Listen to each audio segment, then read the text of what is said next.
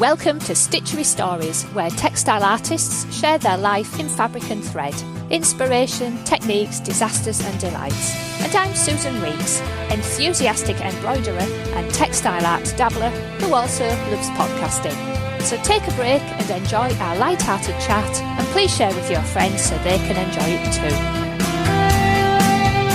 Hiya. You know, I'm not just someone who chats about embroidery and textile art. With my tech training superpowers, I make it faster and easier for creative people to create and sell online courses and digital products. Do you run in-person classes and workshops, and you want to boost your profits from your in-person classes? Well, I have a free gift for you. Grab your free 7-step guide and unlock your profits. Turn your in-person classes into online money makers. Learn how to get started and stop worrying about the tech. Grab this free time-saving video training course. Each step takes you closer to easier profits popping into your bank account.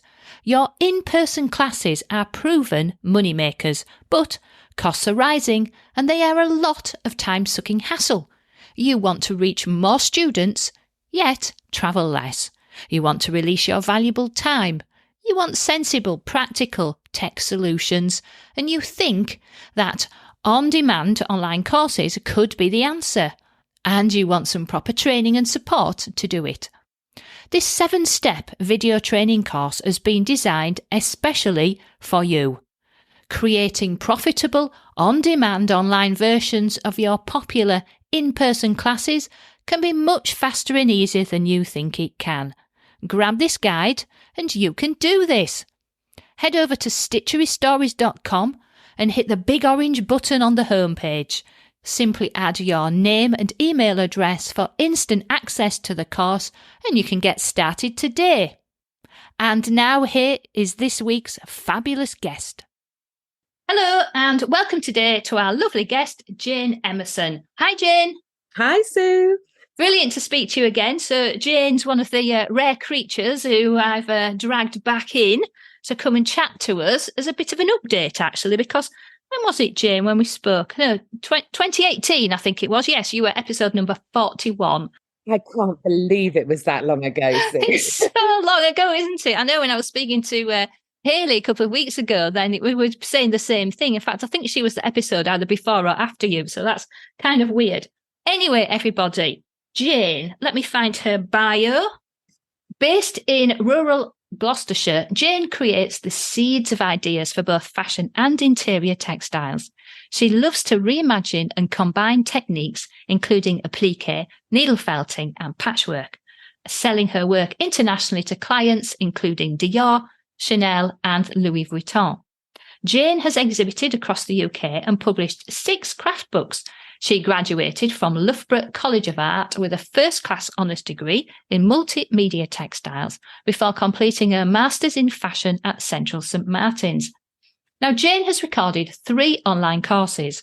We've got experimental needle felting, no rules patchwork and water-soluble magic.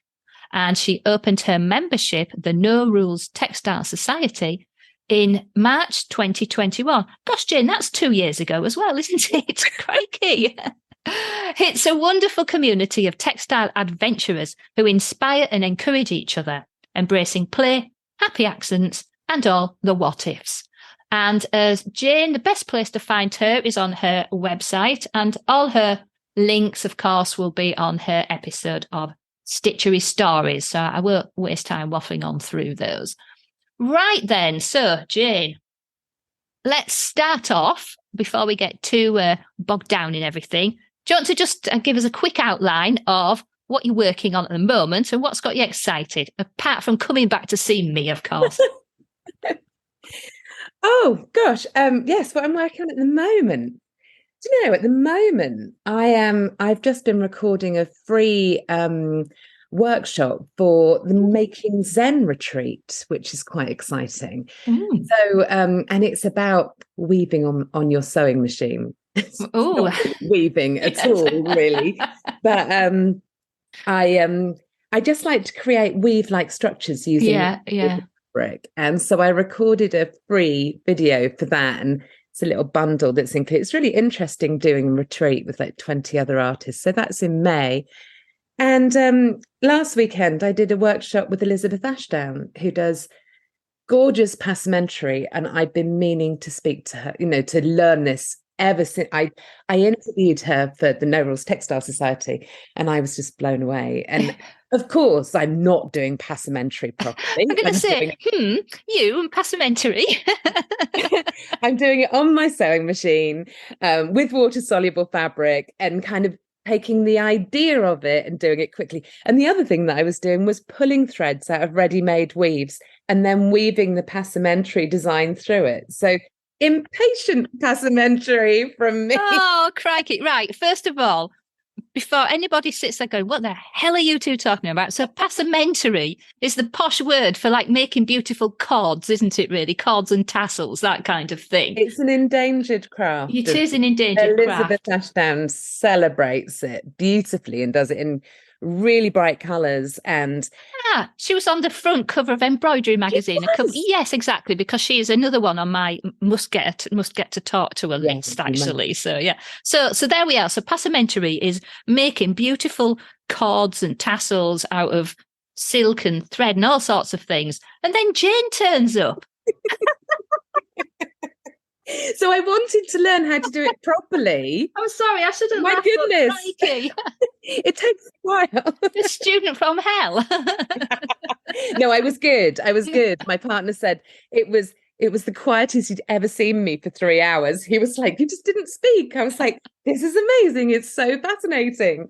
Sometimes I want to learn how to do something properly, and then I'll go and break the rules. Go off and so I was breaking the rules before I did. Even started, yeah, excellent. Oh, I absolutely love that. Oh, that's hilarious, Jayne. Thank you for sharing that with us. And so, yes, obviously, Jayne and I have talked a lot in the past anyway, but so Jayne really does like to, as she said, break the rules. So lots of things with the sewing machine, kind of dashing things off and creating things and ripping them apart and building layers, and yes, the complete opposite. Strips, mixing techniques. Yeah, the complete opposite of the very beautiful formal passementerie. So yeah, really interesting. You shared some pictures, didn't you? I'm sure I saw some pictures of that. It caused quite a lot of conversation, actually. It's like, how did you do that first one with stitches? Yeah, it was really great. I really enjoyed it. Oh, brilliant. Right. Well, I think that's just going to set the tone, isn't it, for the rest of what we're doing. So that's, all absolutely fascinating. Right. So Jayne, going back, let's just kind of, in a nutshell, because as I say, you were episode number 41. So in a nutshell, do you want to explain, if you can remember, where on earth we were at back in September 2018? Because it was quite funny that I, in my usual nosy way, was kind of asking questions and came to a few conclusions that actually I think surprised you quite a lot. And you've mentioned it a couple of times. So do you want to just go back to where you were at back in September 2018 and what kind of seeds that laid and what journey you've been on with your creativity, your craft and your business since then? Let's start from there and then we can kind of dig into that story along the way. So we won't be talking about all the things we normally talk about. I'll just wing it as usual. Yeah, winging it's exactly what I do a lot of the time. So we were talking and I was telling you about my background and how I made, and I still do make samples, the seeds of ideas for interiors and fashion. And I just love that part of it. I love the ideas part of it. I love teaching people. I love encouraging them to be a bit brave with their work and follow their joy and, all that stuff. Oh, I'm going to go off on loads of different directions. But it's all right. That's the whole point of this. We'll go off on loads of tangents. So I was doing that, but that was very secret. Yes, that's right. That was one of the first comments I wrote, this kind of secret world of nobody knew it's you. Yes, because you saw the copyright. Bit of a nightmare. It was frustrating for you, wasn't it, that really? Although it's nice. It's lovely. It's lovely to say that you've sold to all these people, but but I think actually my partner was looking over my shoulder when I was doing something on the computer and he said, "What are all these samples? These are magic. why haven't I seen these before? And I was like, well, that's because they've sold, you know. Yeah. And so I was leading this double life, and I was writing craft books, and I was teaching workshops, you know, on different techniques. You were quite busy locally as well, weren't you? Yeah, Doing local in-person classes quite a lot and of things. beginners workshops as Yeah. well. And then I did the film with RNA Collaborations, which is on my website. And that felt like I was like opening the box to this secret career that I was doing. And then I just started teaching workshops like that. So I was teaching quite often, you know, very skilled embroiderers and patchworkers how to chop up their work and kind of ignore all the things that had already been taught and do something else. Yeah, play around with it. Yeah. Book, basically. And I loved it. And then I actually did a sort of I think it was a 6-week class where I just kind of separated it out a bit and was like, the first week's going to be embroidery, and then we're going to do all these different no rules things. And I just loved it. And then lockdown happened. And I wasn't selling my work because my agent couldn't travel. And I wasn't doing, and all my in-person workshops got cancelled. And I'd had this idea brewing in my head for a little while before that about doing online courses. Yeah.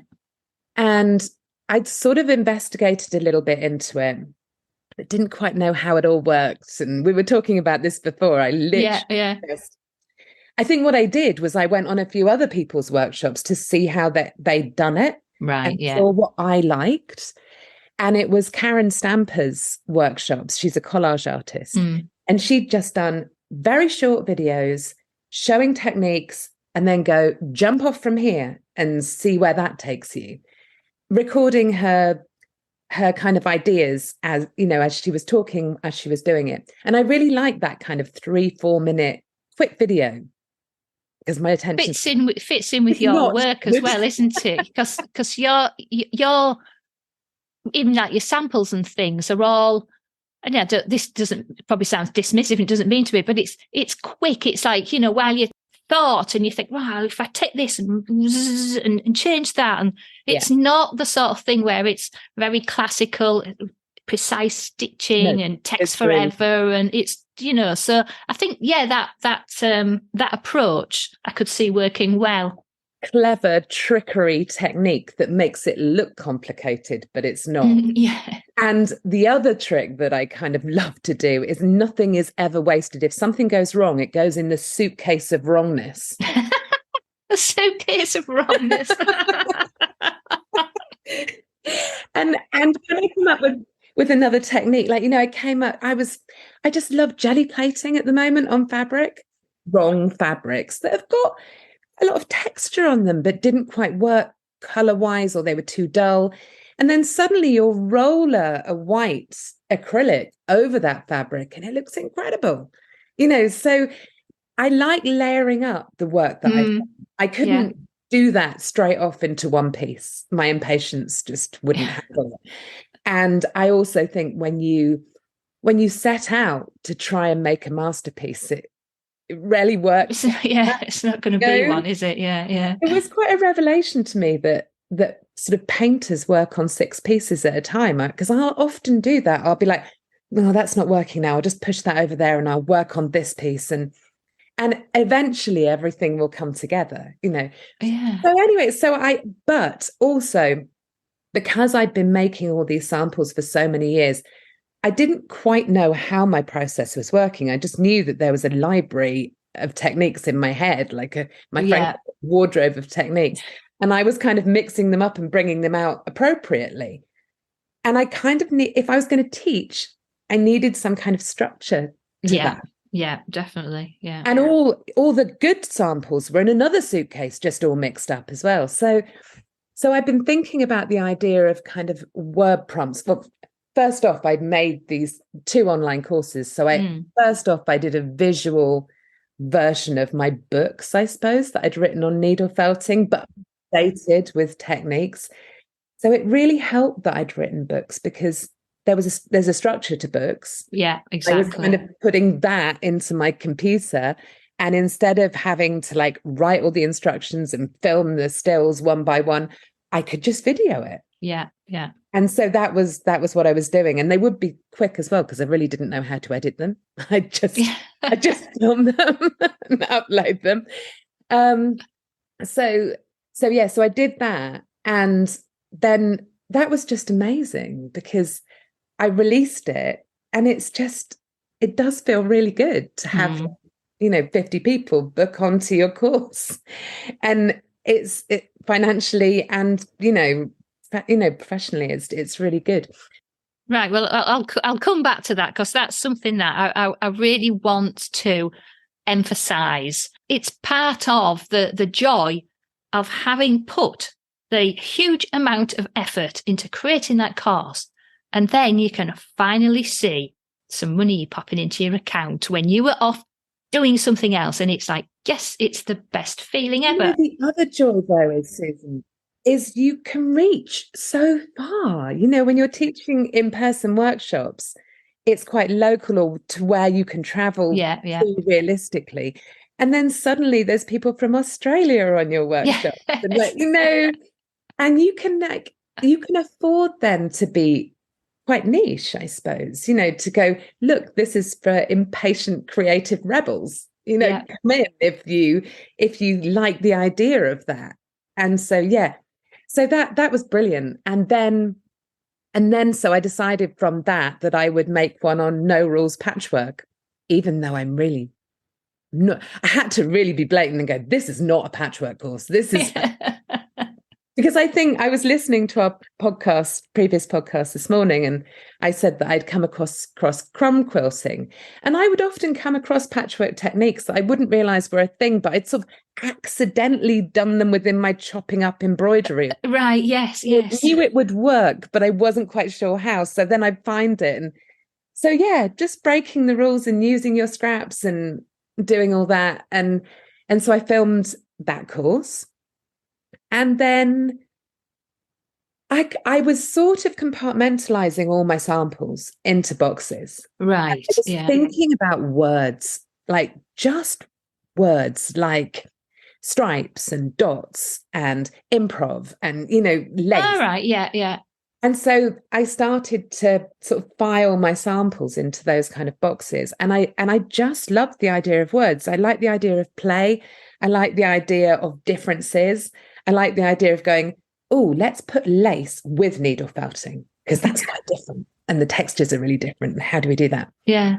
And so I'd also thought in lockdown I really, really wanted to do something for the sort of community, but obviously I was like looking after two kids pretty much on my own, and filming when their dad took them to play tennis, because he's a nurse. And my partner is a graphic designer. So I sent him over this list of words, and I went, would you make this look like a hashtag challenge for me? He did. And I'm sort of still in Connected Artists, which is another membership. And I sort of put it up and I went, shall I do this? Shall I do a hashtag challenge? It felt so scary. I was like, will anyone do this? Yeah. And it was February, I think, when did I do it? 2021. So because it said in your bio there, it was March 21 when you launched your membership. Yeah, so I launched membership. That was the next jump that I took. But I did this hashtag challenge, and it was wonderful seeing people respond to those words and like put up a piece of work that they'd sort of seen a new thing in an old piece of work and making new things, and just the community around that and everyone cheering each other on, and the enthusiasm within it was brilliant. And then a lot of people said to me, I don't want this to stop. Oh, wow. There we are. Cue a membership. Brilliant. And I love the art membership that I was in, but I did miss talking to people about Stitch, because there wasn't. Now there are a few more textile people in that, but I just wanted to talk to people and just geek out about textiles and the what ifs with like-minded people. And people joined. So I set it up, and I just thought, well, it's the No Rules Textile Society. It was either the Rebel Textile Society or the No Rules Textile Society. So I settled on that. And also the other thing that had happened is you kind of have to listen to the universe's cues on this. You do, yeah. So the platform that I was using at the time on my online courses, they announced that they were having a membership option, that you could run a membership on the same platform. Yeah. Online courses. So I was like, okay, I've got the swing of this platform now, so I know how this could work. So I opened it, and it was just, honestly, that first meeting, all these faces came up on screen, and I didn't really have a plan. I was winging it. I just went, hi. Hello. And I just spoke to everybody. And when you're together with a group of people that love the same thing as you, yeah, magic happens. It is magic, isn't it? Yeah, that's really fabulous. Right, that's such a good journey to have gone through. Yeah, I mean, I love it for many reasons, but putting my kind of business person hat on and my, online course hat on, then that journey that you took and those leaps that you took, Jayne, were, lots of people wanted to do that, but you did it. Yeah. You just dived in. You've dived in with your usual high octane enthusiasm and, gone for it. So the kind of things that I really want to bring out, and of course, during lockdown, that's, people were similar to yourself. In fact, we'd also had a conversation. People were saying to me, "Oh, so do you know anyone who can help me create an online course?" And that's when I suddenly realised. I went, "Oh, yeah, that'll be me then," because I created my first course in 1996. So just wow. My corporate career in computing and training, I set up a training function in a very fast-growing startup, trained people. I was teaching people in technology, but it's still a creative, structured, practical skill. Yeah. And so I reckoned if you can make learning very complicated computer code, if you can explain that to people and make it interesting, then frankly, you can teach anything. And so for a long time, once I left my corporate world, I didn't do anything with training. And when I started my online business back in 2010, when I still lived in France, I finished up helping people with videos and video marketing. I did a huge amount with video marketing back in the day when it was really difficult. It was with a particular software that that I'd got involved with. And so I didn't do anything. And it was only when I'd got involved with a company over in Canada as like a student of theirs, and I was speaking with the owner. I got to know the two owners really well, and then we were talking about something. He said, "Oh my God," he said, "I've been looking for you for a long time. Not me in particular, but me as this person that he wanted." He said, "And you've been under my nose here," because I was one of his founding members. Back in 2010, he said, "You've been sat under my nose and I've been looking for you all these years," because what he wanted was somebody to help with technical training. Yeah. So for a number of years, I was then creating, doing what I'd done before, but delivering it online on demand. So they were pre-recorded. So I did, and I used to do about 3 or 4 of them a year. And it was just actually coming towards lockdown when, somebody said to me, "Oh, you know a bit about online courses, don't you, Sue?" Because the podcast and all the stuff I was doing. So I've created nearly 30 technical courses on all the things that everyone struggles with, MailChimp and Canva and millions of things that I never got round to selling for myself, to my copyright. I just never got round to it. So when somebody said to me, "Oh, Sue, do you know who I can help me?" I thought, "Oh, no, that's me. What am I doing?" There's all these people panicking in the start of the lockdown, and I'm sat here with like 50,000 years of experience in all of this stuff. And it's just like, no. So under our nose that we forget. They always are. And that's what I've really realised. It's always under our nose. It's always, everything that we've done so far is ready to come out. And that's, instead of looking for the next thing and the next thing that you think that you don't have, you seriously do have what you need at that point in time. And that's about as woo-woo as you'll ever hear me, Mrs. Technical, to ever say. But it's honestly true. It's so true. So that's so funny how we've both come to that same point. Yes. Completely different completely different sides, as it were. But yeah, I know 2020 was hideous for a lot of people, but it was also a catalyst for a lot of people to make a significant change in their lives as well. So as much as it was awful, there's been, strangely enough, a lot of good things came out of it for a lot of people. So, you know, and I don't want anyone to like start throwing darts at me for saying that. Again, it's true. You know, it was awful. Let's not forget that. But there's also opportunity came out of it as well. So yeah, that's really, really interesting. So the things I'd quite like to dig into a bit more was interesting what you were saying about the experience of your book writing transferred really well into your course creation because it's structure. And, you know, you always remind me of one of those, like, don't take this the wrong way, like a sniffer dog that you see at airports, you know what I mean? They're all hurtling off everywhere because it's just so exciting. Totally. So it's really funny when you said it's actually really helped you create the structure, because I know a lot of very creative people struggle with that structure side of things. And let's be blunt here. If you're going to get your creative thoughts into an organized way, so that and an organized path, so that you can teach somebody how to do the things that you can teach them, you have to be structured.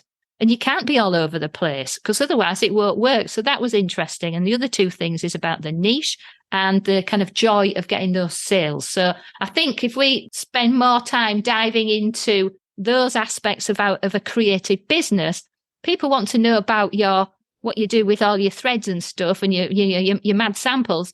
They can find you showing you all those on Instagram and everywhere, can't they? So does that sound like a reasonable thing? Because I know there's a lot of people lurking around in the background who want to do this, who want to create a course, and there's various things stopping them. It's usually fear, apparently lack of time, but we all have the same amount of time. So it's what you're going to do with that time. So it's back to the structure and learning the skills that they need. It's an investment. And then, you know, we weren't all born with these skills in our head. You've got to learn them. So they're the kind of areas that I think we can dive into. So what about the structure thing, Jayne? Overwhelm. Yes. Because I think the biggest mistake that, you know, we sort of make is is trying to put everything into one course. Exactly. You need to break it up. Yeah. Yeah. You know, and that was where those word prompts have come in brilliantly. I make a new online course. Well, I mean, I say it's an online course. It's imperfect online course. I just switch the camera on and talk. You can imagine. But every 6 weeks because of the prompts. But, you know, but once you go down into one thing, you can break that up. Yeah. And it's so much more interesting than trying to teach everything at once. Exactly. And people don't want to learn everything at once. And people like to have things in smaller portions. I mean, even my courses, there's a lot in them, but the videos tend to be between 5 and 10 minutes. Yeah. Because then people can fit in a 5 or 10 minute video and then spend 10 minutes thinking about it. And, well, how can I make that work for me? Whereas quite often, some of these courses, it's literally somebody who's been advised, oh, it's okay, just go live on Facebook and just post that. An hour and a half later, they're still rambling on. That is not a training course. That is a monologue. I don't have a great attention span, as you know. No, but nobody does for all those length of time. I want to get the ideas out in about 5 minutes. Yeah. You know, you're like, then they can have 10 minutes thinking time. I'm often like, go off and have 3 weeks playing with this 5-minute lesson, you know. Because in an online course, that's the thing. Also, like if you're teaching that course in person, you're probably only going to play with 2 or 3 things during that day of a workshop. Yeah.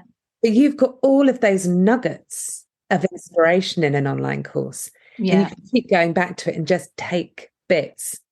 Talking about putting the structure in place. So there's different ways of doing it. So you're doing yours where you're relying on a prompt. So it might be, I don't know, spots or lace or whatever it is, but it's like a prompt. And that's going to be the focus of that kind of creative outpouring for that particular period of time.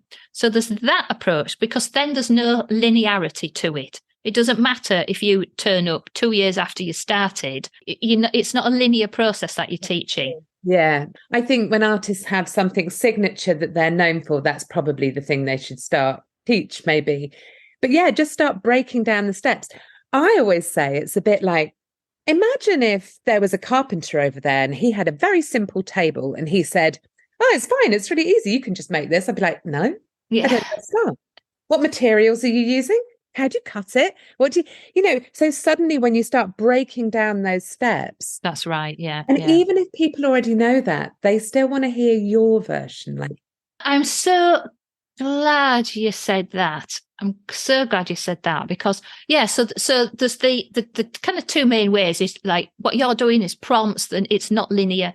And then there's the other way, which is a linear. You're taking people from the start to some kind of end. They've got a path where you're going to help them develop their skills. So that's a different way of, but it still needs structure. It needs thought, it needs a lot of thought to get that path in. But people will often say, what's the point in doing I don't know, goldwork course because there's loads of goldwork courses out there.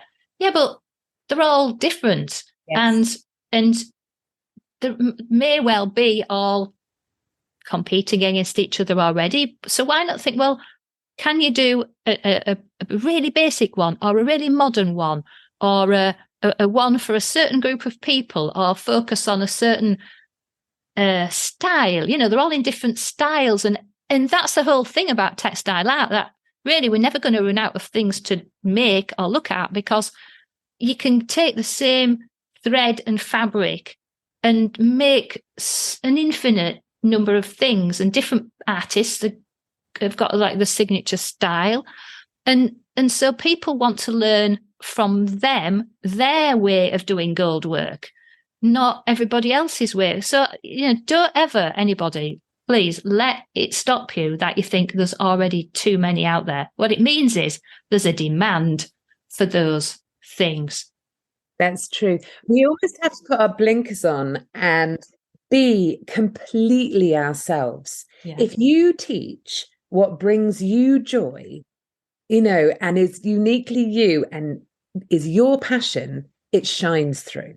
It totally does. And you've already, everybody, every artist has already attracted an audience. It might be a small audience because you haven't been, doing it very long or whatever, but you're still attracting. So people still want to know from you, even people who do needle felted animals. Look at the range of styles of needle felted animals. Some look absolutely real. Others are more like a cartoon version, but they're still cute and cuddly. Everything has got that variety, and everybody, if they love your stuff, they want to learn from you because they like your style of your stitching or your designs. And the artists will have stories around what they create and all of that stuff. Yeah, it's brilliant. People want to hear stories and they want to hear about you, as you say. They want to hear about you as an artist. So many people still want to hide away, and I can understand that, but also people like to have that connection with you, with the art, with the thing that you're teaching. And if you're hiding away, then they have got no idea you exist. Honestly, Susan, I am so glad I've done what I've done, because the amount of messages I get going, thank you.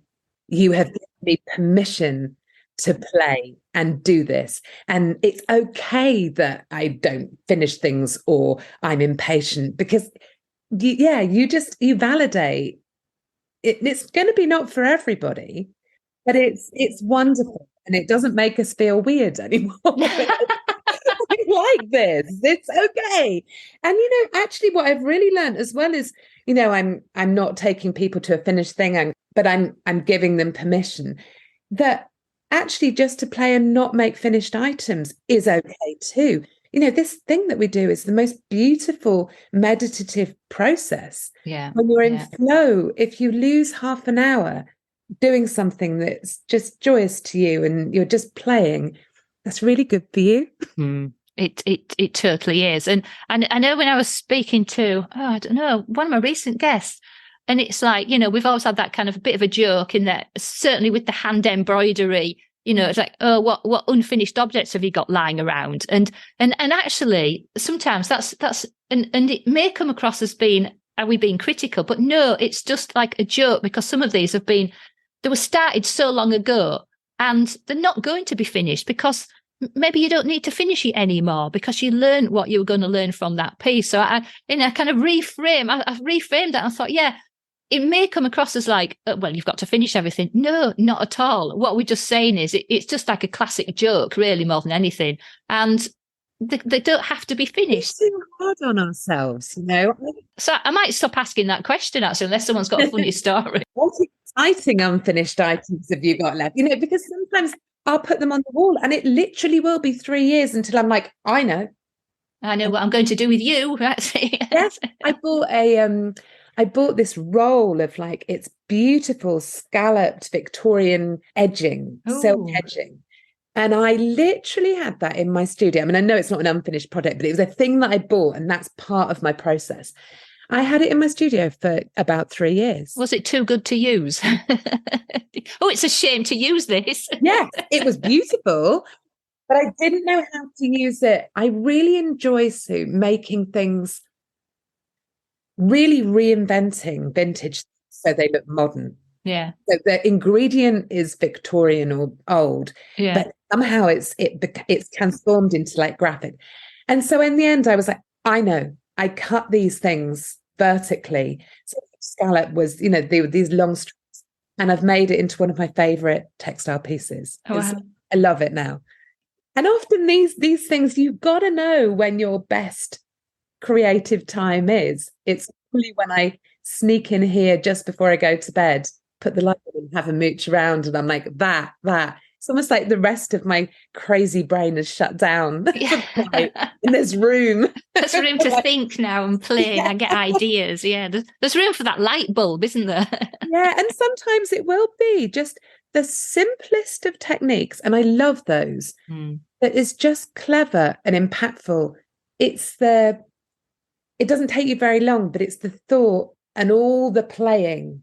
Yes. I noticed somebody the other day, I think her name's Kate Barber, on her website, she called it practiced play. Wonderful idea, so yeah. And I actually bought a painting from my friend because I love it so much. I loved it visually, but I also loved that it took her 10 minutes to paint. All of her years of like painting are in this, and it reminds me that things don't need to be massively labored to be really beautiful. Yeah, that's really brilliant. Yeah, they don't have to be massively labored. Some things do because of the technique, but not everything. I really enjoy looking at fine work, but on the other hand, there is this. That's a really good prompt and a reminder for everybody. It doesn't have to be laboured to be beautiful. Yeah, I love that. So we were digging a bit there into the kind of niche idea. Yeah. So you've really embraced that, haven't you, Jayne? So as you said, what was your descriptions? Impatient textile rebels. Again, brilliant though, because that immediately tells you if that membership is right for you. Immediately. I've got really beautiful hand stitches in there too that do incredibly detailed work, but they love seeing the sort of freedom of the minds of everybody in there, and they are about that themselves. It's given them permission to make quite unique work. I've got somebody in the group who is just an incredible stitcher, but she does actually go, oh God, no, I can't do that. I'm too impatient. So that's not my version of impatience, but it is her. And I love the work that comes out of that. A lot of people have done city and guilds, and then they're just mixing up that library of techniques they've got in their head and pushing the boundaries a bit more. And I love the fact also, see, that there are so many learning opportunities on the web. You can get an incredible education. Yeah, you really can. Delving into different artists' words, I'm obsessed with words, worlds, and like just learning from how they work and mixing it up with whoever you resonate with. Take a course with them. Yeah, that's all the time. Well, this is it, isn't it? It's all part of how do we learn? How do we get inspired by others? So yeah, I really do encourage anybody again who's don't even have to be about online courses, down to your art. You know, can you embody in a few words like Jayne has there with her, impatient textile rebels. with her impatient textile rebels, right? So if you can come up with something like that for your art, the thing that you make, it will also help you attract an audience. It helps you market your stuff better. If you want to create a course, again, people are very clear if that course is right for them. If it's worth following you, because people like to be aligned, don't they? If somebody's like really, really just wants to do traditional things, then immediately your membership would be their idea of hell. Likewise, people who are attracted to you would also find, a 6-month course on gold work their idea of hell. Maybe not, though. Again, it depends. Actually, mix up the gold work course with the rebellious thing. Would be really great, exactly. But it's just being able to describe in 2 or 3 words what the essence of your audience or what your thing is about. And that's the power of a niche. And people always think that, I'm being too specific. But the more specific you are, you will find the people who absolutely bloody love what you're doing. And they're the people who buy your stuff. They'll buy your art and they'll buy your courses. It feels quite scary because you want to appeal to everybody. And it never, ever works. We are reaching then a global audience if you're doing things online. And your what you might think is a really small niche spread across the world is still millions and millions of people. And you don't need millions and millions of people in your thing. We don't need millions. They're also quite often. I've also had messages going, it's almost like there's a relief. They're like, that's me. Yes, the power of a niche, brilliant. That's what you want people to go, yes, I found my little creative home. Yes. These are the people who I want to be with. Fabulous. And the other thing as well to really use as a motivator, I think, is, we've kind of been laughing a bit about this, but the process of creating either a membership or an online course, certainly your first one, it is for most people and for most creative people, it's a massive mountain to climb. You have got so many skills that you need to learn to be able to create this thing, get it to a state that is purchasable, to then have to get on and market it. Because again, like anything else, 80% of the work is the marketing. So as much as you think the creating was a mountain, that was the 20%. So it's really how to keep yourself motivated to do this. I see this a lot where people start with full of enthusiasm and then, those quotes, life gets in the way. Does that mean that you've given up on your dreams? Do you need to just stop watching telly? I don't know. I have a story about this. How have you tackled it? My third online course, and I've been promising this forever, was water-soluble magic, which I think really is kind of a bit signature technique for me. I do love washing soluble fabric. And I knew I wanted to write this course, but then I'd started the No Rules Textile Society. So I was like, there's quite a lot to do. This course is half made. And in the end, I opened it, I think, at the end of the January 2022. Yeah. But what I did was in the sort of November, I just went, this course is going to be out in January. I know it's a long way, but unless I put a deadline on this, it's not going to get finished. It's the only way. It had grown arms and legs. I just kept wanting to put more and more things into it. Because I was like, what about this? And what about this? And in the end, I did that. And actually, I didn't mean it to be a marketing technique, but I did a cheaper price for people on my newsletter, which I always do. Yeah. If they signed up early, so that had given me this motivation. I've got these people waiting for this course. Yes. And I did it, and it was wonderful. Again, I just had to do it. Sometimes we can keep putting things off, and self-imposed deadlines are good. They're absolutely magic. And so there's lots of there's lots of ways in which you can tap into the power of that deadline. And you'll hear people calling this process, so I call it like a pilot course, or people call it all sorts of different things, an early bird. But what you're basically doing is you're selling the course, so you're marketing it quite often before it exists. And that can feel like the scariest damn thing. And there is a lot of resistance to doing that. It depends on the topic. But everybody who you'll ever speak to who makes money out of online courses, that is how they do it. Because what you don't do is go away and hide for months creating this thing. And then you go, oh, hello, everybody, I've got this thing. And then wonder why it's like, feels like hard work to sell it. But that's the same thing with anything. My friend has just released a load of paintings, and she just takes you on the journey of making the paintings. Yeah. Whatever you're going to do in your textile business, you kind of have to take people. I mean, I'm a bit bad because I only take people on the journey. It feels like sometimes on Instagram. I need to send more newsletters. Hold me to account. If you sign up to my newsletter list, I will send something.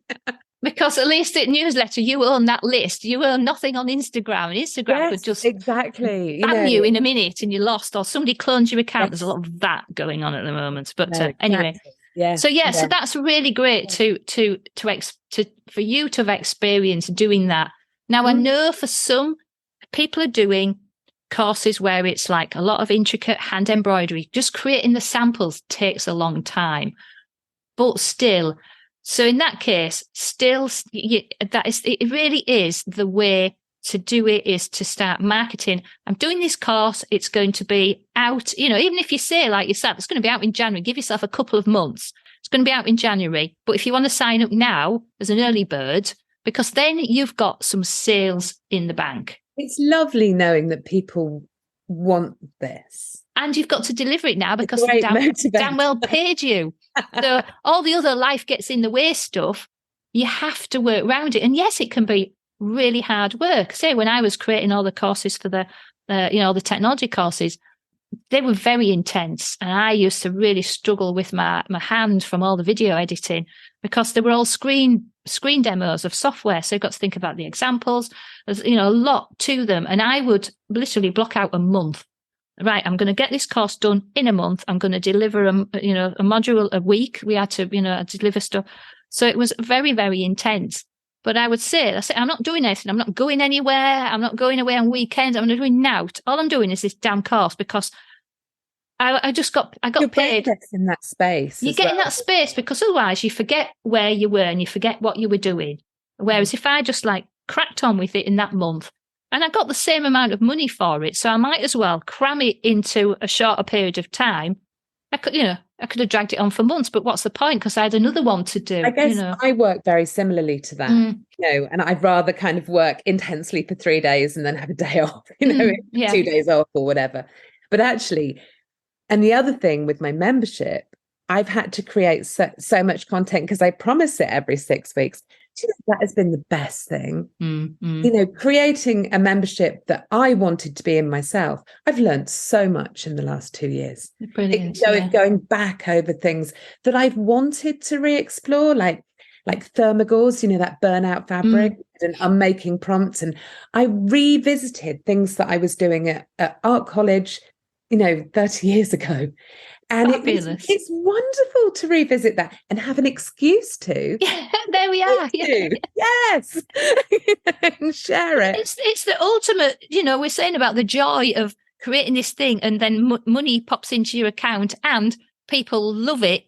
But also you're getting so much joy out of it yourself. Yes, and that's definitely. That. And so therefore you do it and you love it and and you just throw yourself into it. So again, it's, if people think, oh well, I'd better create an online course because so and so, my coach said I should, or everybody said I should.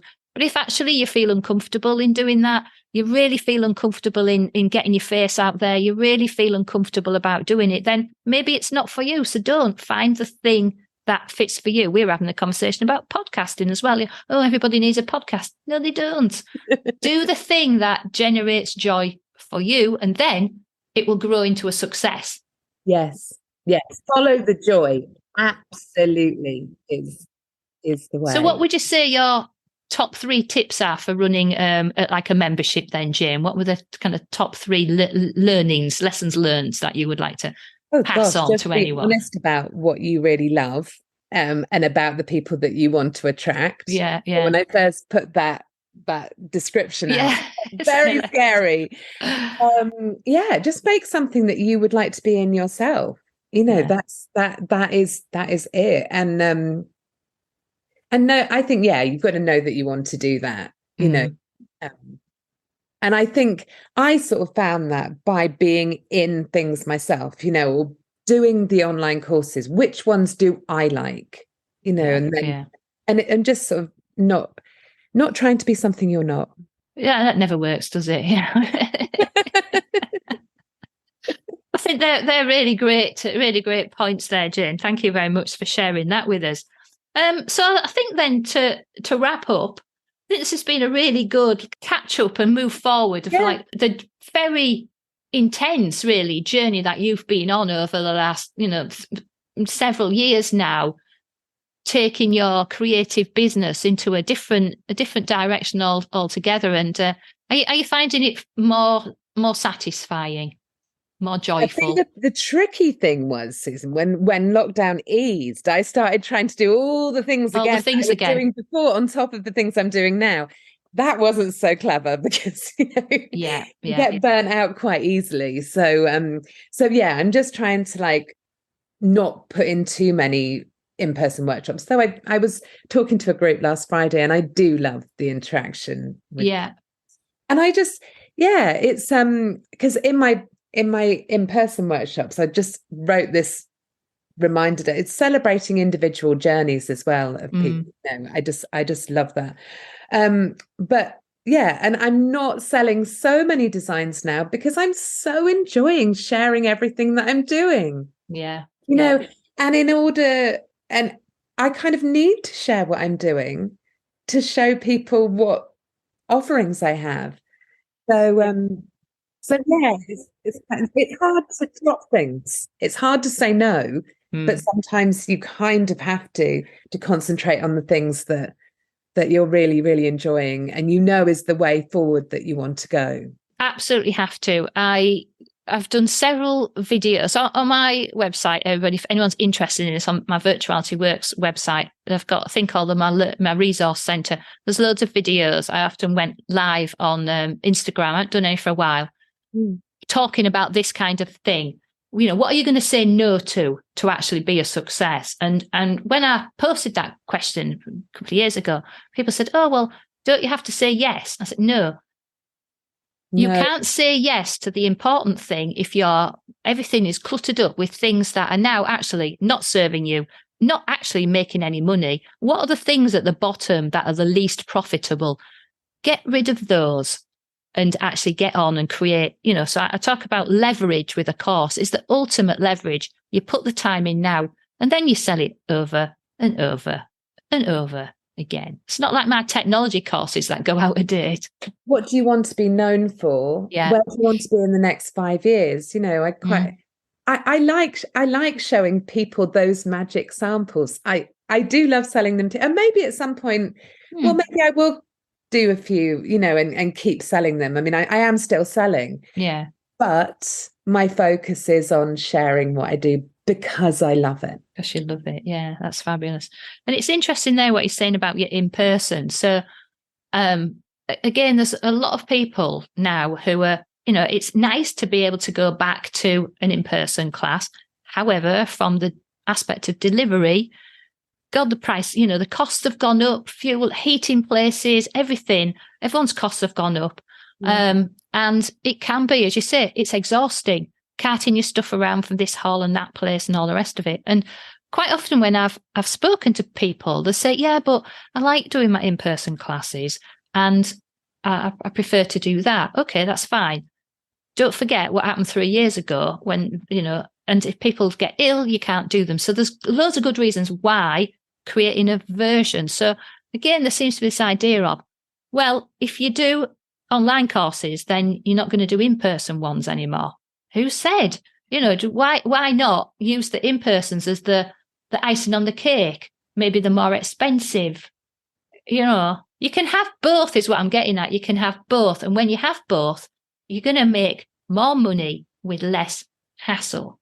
I did a workshop online the other day, and I actually used one of my videos from my course to demonstrate the technique at the beginning. Yeah. Because it was easier than I had all the stuff out, and I was like, what am I doing? I've recorded an 8-minute video on how to make what we're going to make today. So let's watch it together. Yeah. And then we'll work together on this, and I'll show you things that I've made from it on the slides. And it was beautiful. It always amazes me when you shut Zoom down that you're on your own, because I really do feel like I've been with those 20 people. Oh, that's brilliant doing it that way. And I mean, that's the thing, of course. Honestly, if people are frightened about the techie stuff of creating an online course, doing it on Zoom is the hardest way, because you're trying to juggle the online stuff. You're having to juggle you demonstrating it. Zoom's not the best for that sort of thing anyway. You're having to juggle the cameras and tech. It is the hardest way. So if you can manage to do Zooms, then why not capture that, create an online version? Because Zoom, all you've done is change the location from the local hall or your studio to Zoom. You're still there. You still have to turn up. So the beauty about doing them on-demand versions is people can do it. You don't have to be there anymore. You take you out of the equation. The people that I've met on Zoom or through my membership, when we meet in real life, it is like we've known each other forever. The friendships you can forge are incredible. Yes, you can like physically hug them now, but I just feel like I've made the most incredible friendships online. That's lovely. And I think as a way to end that, I think we can't top that, can we? Really, it's people have really understood that, yes, we can do all these things online. And yes, you can make valuable, brilliant friendships through. And really our role as creatives is to facilitate that, isn't it? And bring more people into our world, and more people can have fun. Yeah. So, Jayne, it's really been brilliant talking to you. We've been talking about this for a while, and then it's taken us ages to get it organised, but I'm just so glad it actually happened today. So am I, Susan. It's been really good to catch up with you. So all I would say to anybody is 2 things. If you fancy being an impatient textile art rebel, then get yourself off and go and dig out what Jayne's doing. It could well be the bestest thing that you've ever done. So again, Jayne's on, you've got your website, jayneemerson.co.uk, and all the links are on are on the Stitchery Stories episode, and you'll find her on Instagram, of course. And if you are thinking about creating a course, or you're scared, or you're worried, come and have a chat with me. I am rejigging my main course, which teaches textile artists, creative people, how to create an online course. Yes, with all the techie stuff. I teach you about making videos. I teach you all of the things that's Jayne has hacked around and spent hours trying to work out for herself. It's all I still don't really know, to be honest. Winging it, Susan. So by all means, come and rattle my cage and come and find out how I can help. And there'll be I'm planning quite a lot of new things to help you all, particularly if you're already creating in-person ones. Let's get you a version on demand. Then more joy, more profit, less stress. Wonderful friendship. Yes, and wonderful friendship. Thank you so much, Jayne. It's been an absolute delight talking to you, and I'm really, really pleased to see how your journey has moved on from that episode we did 4.5 years ago. It seems like 4.5 minutes ago, I have to say. Thank you, Jayne. Oh, thank you, Sue. Bye. If you enjoyed this episode and want to hear more, then please join the Stitchery Stories fan club so you can get an email when a new episode is released. It's a quick and easy way of listening and of keeping up with any news and information around this podcast. Please visit stitcherystories.com. Of course, you can listen to Stitchery Stories on plenty of podcast apps at Apple Podcasts, Google Podcasts, Spotify, and plenty more besides. You can also ask your smart speaker to play Stitchery Stories podcast too. But wherever you listen, why not leave us a rating and a review to encourage other people to listen too?